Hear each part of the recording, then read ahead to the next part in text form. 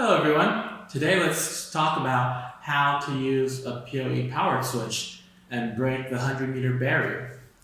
Well, we all know that PoE is a technology that can transmit the power with data through an Ethernet cable. Although due to the IEEE 802.3 protocol, it is limited to 100 meters.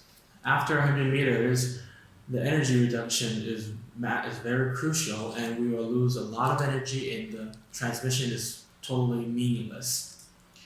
Although we have advanced our technology and now we have PoE+, PoE++, where PoE can provide around 13 watts of high power, 13 watts of power, and PoE Plus provides around 26 watts of power.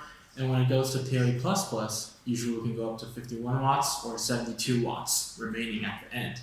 So you can see that we've been gaining more and more, but still the 100-meter barrier is still there. Well, then we will need to get the help from other advice, and the device will help us break the 100-meter barrier. So now let's take a look. We're going to try to power this PTZ camera further than 100 meters from our main network. What should we do? Well, in this case, this PTZ camera is a very power-hungry device. It means it consumes a lot of power to function regularly.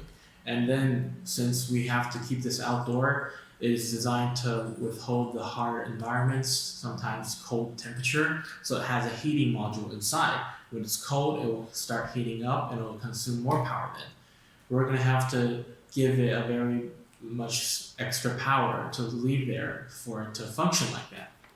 This time, we're going to use a PoE Powered Switch. This little box right here, it's a really special device. It can act as both power device and power supply equipment.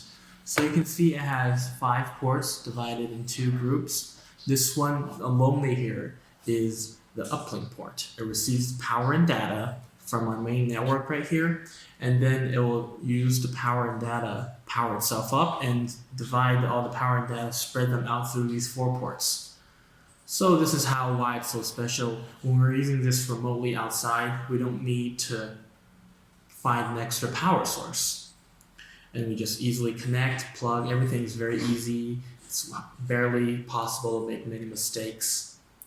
And so now, since we're going to go to a total of 100 from our main network to the PoE Powered Switch, and another 100 meters from the PoE Powered Switch to the panel television camera, a total of 200 meters. So these 200 meters, we're going to use a 95 watts high power PoE injector.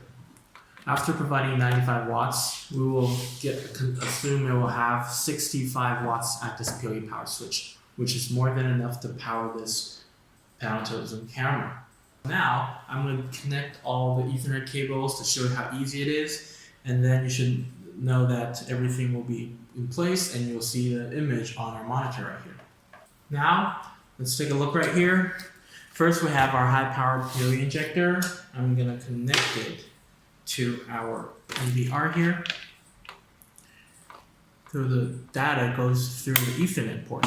This is where all the data comes here and will help send to our edge devices. So then we connect our 100-meter Ethernet cable to the Ethernet plus DC port. This is power and data going out of it.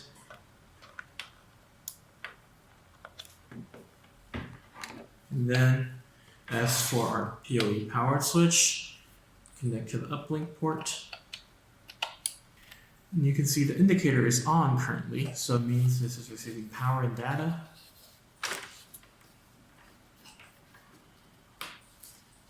And now I will connect another 100-meter Ethernet cable to all the other 4 ports. And this 100-meter, see the indicator is on as well. And our panel to zoom camera has connected, so it started self-checking. And now we should be able to see the image on the screen shortly.